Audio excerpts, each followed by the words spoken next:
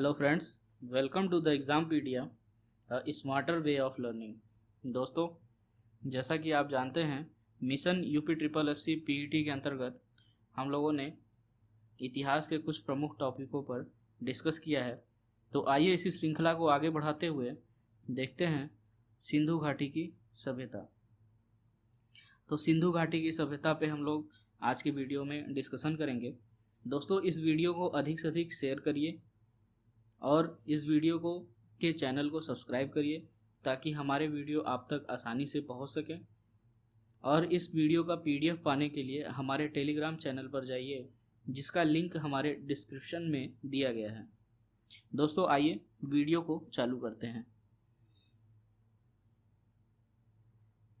तो सिंधु घाटी सभ्यता, इसे आद्य ऐतिहासिक सभ्यता या युग के नाम से भी जाना जाता है। सिंधु घाटी सभ्यता का जो विस्तार हुआ था वह सिंधु नदी के किनारे हुआ था। इसे कांस्य युगीन सभ्यता भी कहा जाता है, ठीक है, क्योंकि इस सभ्यता में कांस्य युग का प्रयोग हमें दिखा।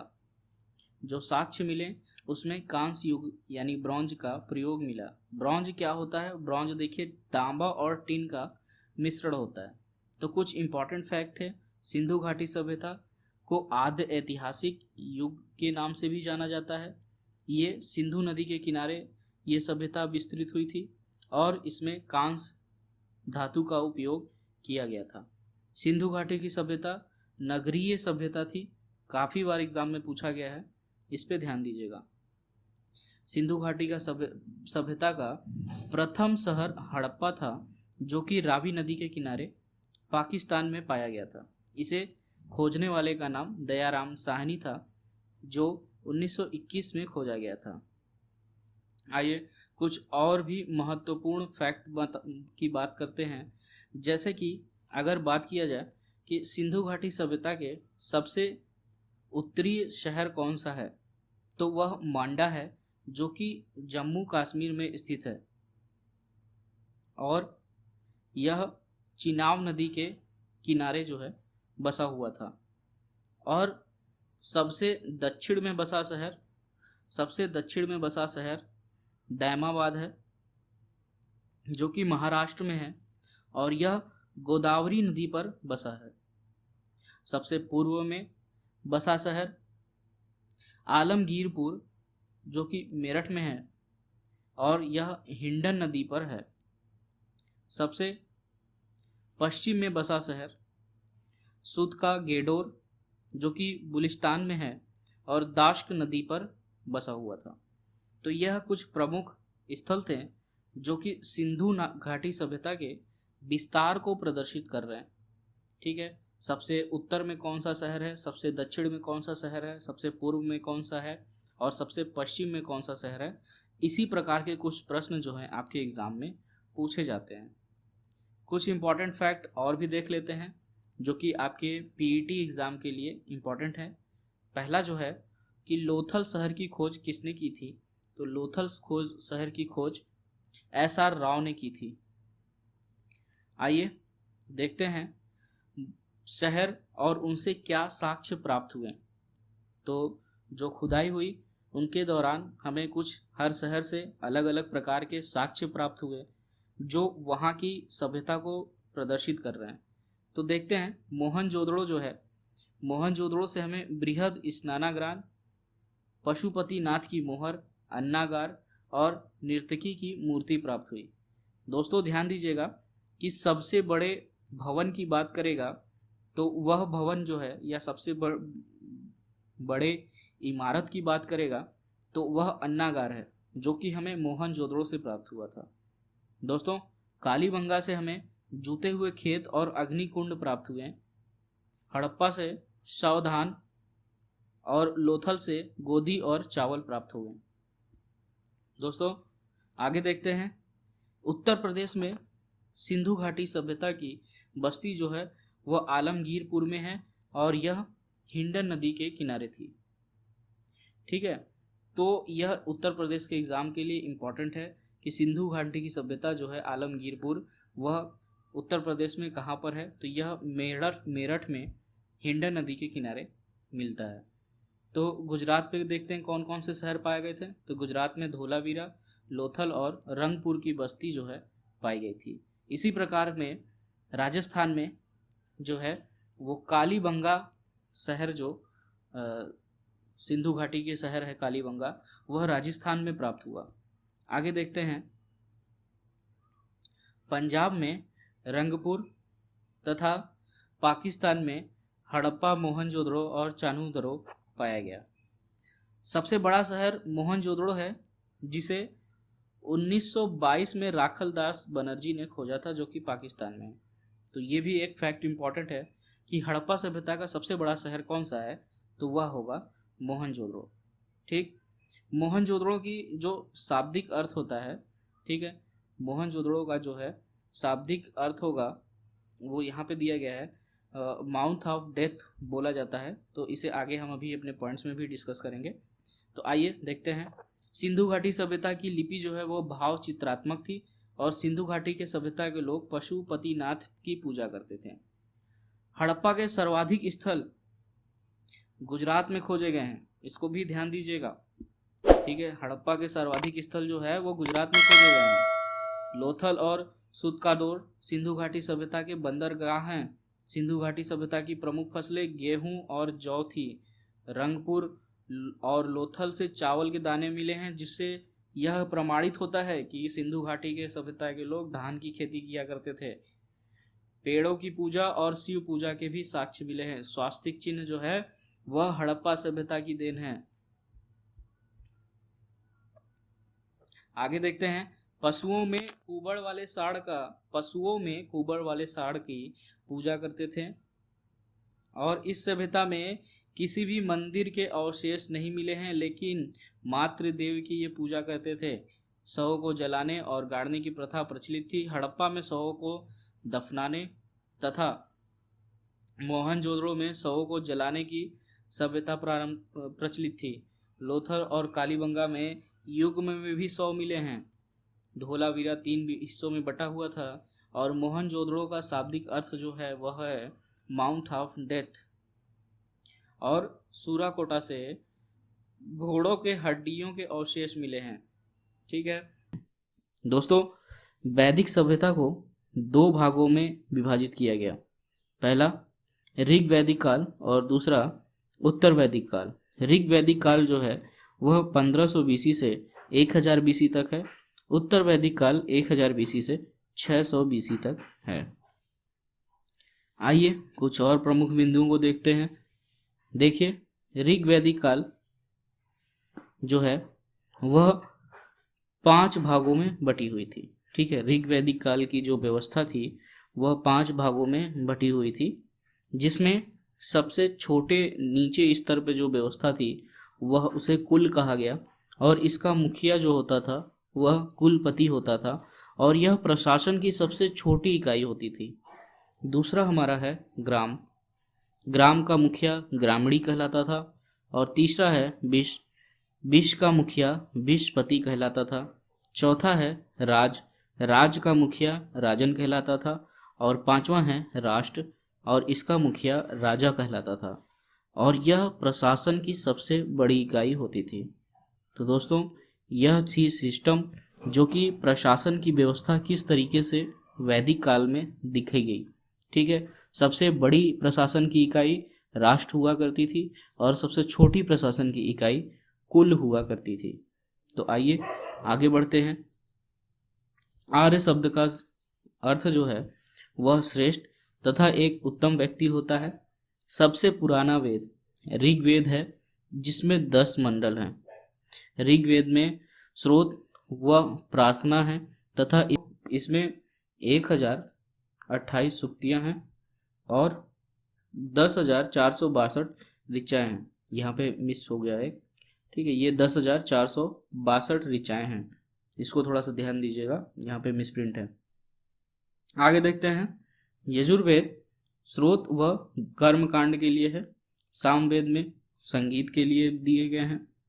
उसके बाद अर्थवेद तंत्र मंत्र व वशीकरण के लिए है।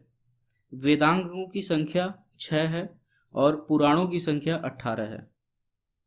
वेदकालीन में धार्मिक जो होते थे उन्हें, धार्मिक अधिकारी जो होते थे उन्हें पुरोहित कहा जाता था। और विश्वामित्र उदारवादी पुरोहित थे जिन्होंने ऋग्वेद के तीसरे मंडल में गायत्री मंत्र की रचना की थी। गुप्तचर को स्पष्ट कहा जाता था और पुलिस को उग्र कहा जाता था। दो प्रकार की संस्थाएं थी, जिनमें पहली संस्था सभा और दूसरी संस्था समिति हुआ करती थी। श्रेष्ठ लोगों की संस्था सभा होती थी और सामान्य लोगों की संस्था समिति हुआ करती थी। महिलाएं सभा और समिति दोनों में भाग ले सकती थी। वैदिक काल में वर्ण व्यवस्था प्रचलित थी और इन्हें 4 वर्णों में विभाजित किया गया था। पहला वर्ण जो है वो ब्राह्मण वर्ण रहता था, दूसरा क्षत्रिय, तीसरा वैश्य और चौथा शूद्र हुआ करता था। वैदिक काल समाज पितृ सत्तात्मक समाज हुआ करती थी और वैदिक काल के प्रिय देवता इंद्र थे। महत्वपूर्ण और पवित्र नदी सरस्वती हुआ करती थी। पवित्र पशु गाय हुआ करता था और प्रमुख पेय सोमरस था।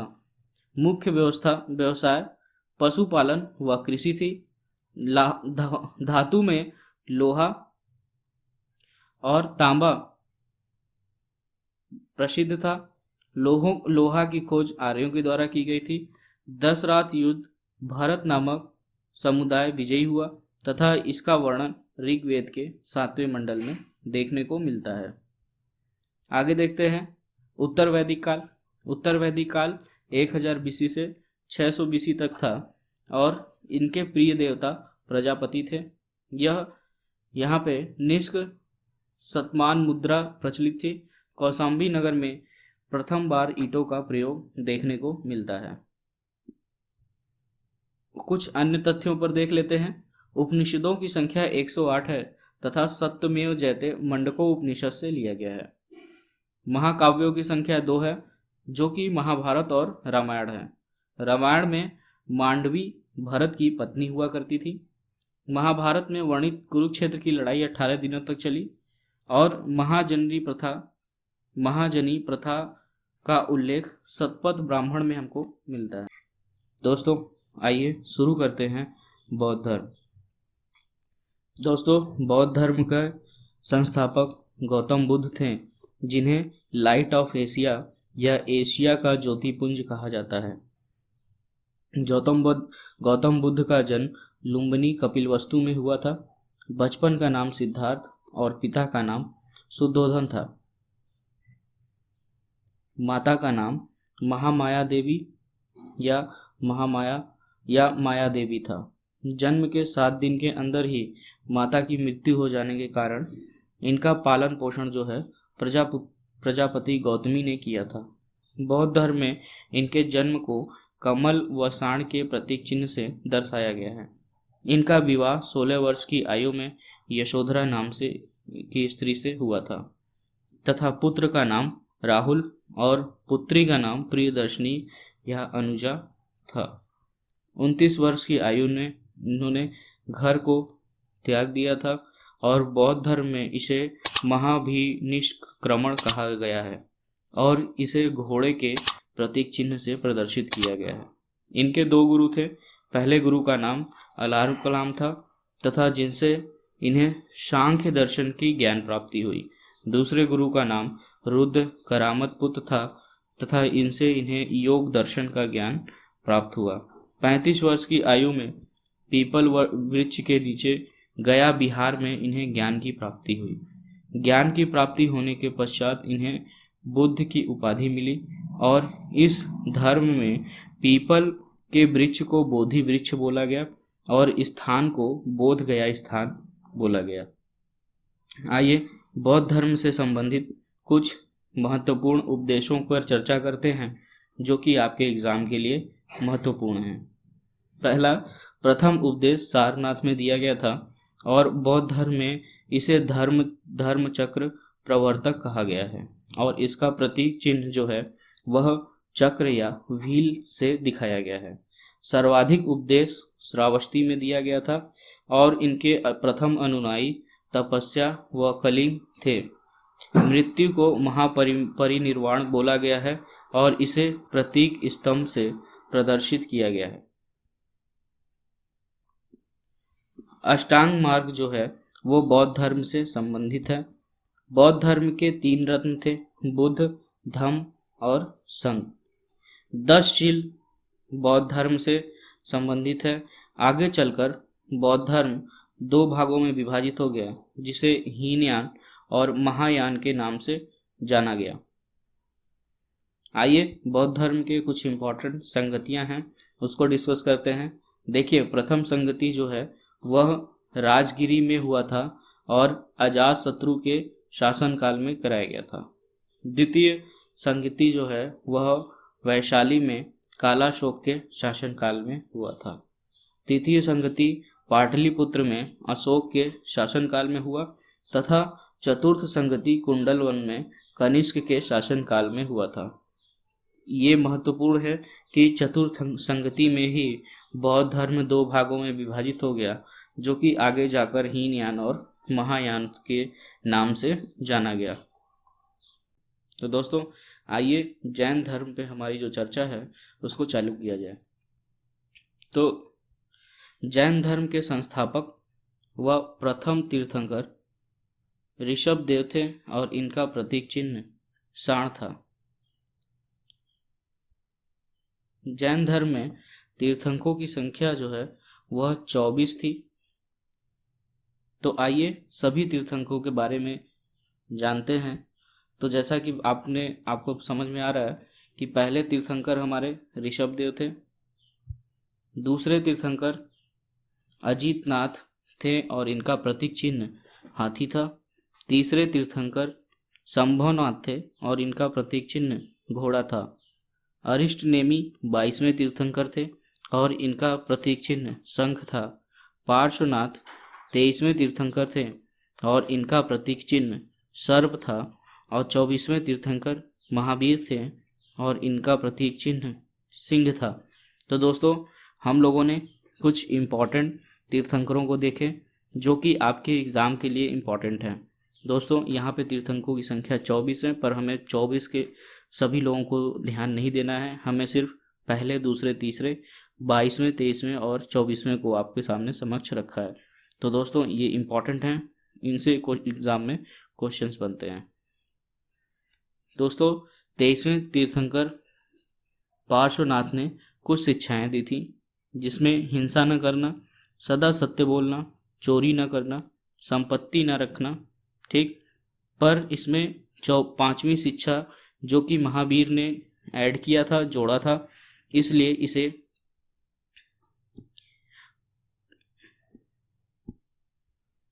इसे पंच महाव्रत का नाम दिया गया। दोस्तों, इसमें 5वीं शिक्षा जो थी वह ब्रह्मचर्य महावीर ने जोड़ी थी। आइए कुछ आगे चलते हैं। महावीर के बारे में कुछ इंपॉर्टेंट चीज़ें देखते हैं। दोस्तों, महावीर का जन्म वैशाली के कुंडग्राम में हुआ था 540 बीसी में। इनका बचपन का नाम वर्धमान था। विवाह यशोदा से हुआ था और इनको ज्ञान की प्राप्ति साल वृक्ष के नीचे हुई थी। प्रथम उपदेश राजगीर बिहार में, जो कि प्राकृत भाषा में दिया गया था। प्रथम अनुयायी जामिल, जो कि महावीर के दामाद थे। प्रथम महिला अनुयायी चंपा थीं। आगे देखते हैं। प्रथम उपदेशक आर्य सुधर्मा थे और इन्होंने 3 रत्नों के बारे में बताया था: सम्यक दर्शन, सम्यक ज्ञान और सम्यक आचरण। दोस्तों, जैन धर्म आगे चलकर 2 भागों में विभाजित हुआ, जिसे दिगंबर और श्वेतांबर के नाम से जाना गया। आइए कुछ अन्य तथ्य भी देखते हैं। देखिए, चंद्रगुप्त मौर्य जैन धर्म से संबंधित है। खजुराहो जैन धर्म मंदिर का निर्माण चंदेल शासक ने करवाया था। जैन तीर्थंकरों का जीवनी भद्रबाहु द्वारा रचित कल्प सूत्र में है। जैन धर्म की कुछ महत्वपूर्ण संगतियां देख लेते हैं। तो देखिए, प्रथम संगति पाटलिपुत्र बिहार में हुआ था और द्वितीय संगति जो है वो वल्लभी गुजरात में हुआ था। ठीक, और इनके अध्यक्ष जो थे वह स्थूलभद्र और देवार्धी थे। तो इतना ध्यान दीजिएगा, जैन धर्म में 2 संगतियाँ हुई थी। पहली संगति पाटलिपुत्र और दूसरी संगति जो है वो वल्लभी में हुई थी। ठीक है दोस्तों, तो ये कुछ इम्पोर्टेंट फैक्ट थे हमारे जैन धर्म से संबंधित। दोस्तों, इस वीडियो को अधिक से अधिक लोगों को शेयर करिए ताकि उनकी भी पीटी की तैयारी अच्छे से हो सके। दोस्तों, इस चैनल को सब्सक्राइब करिए हमारे वीडियो आप तक आसानी से पहुंचने के लिए। और दोस्तों, हमारा पीडीएफ पाने के लिए आप टेलीग्राम चैनल पे जा सकते हैं, जिसका लिंक हमारे डिस्क्रिप्शन में दिया गया है। तो दोस्तों, आज की वीडियो के लिए धन्यवाद।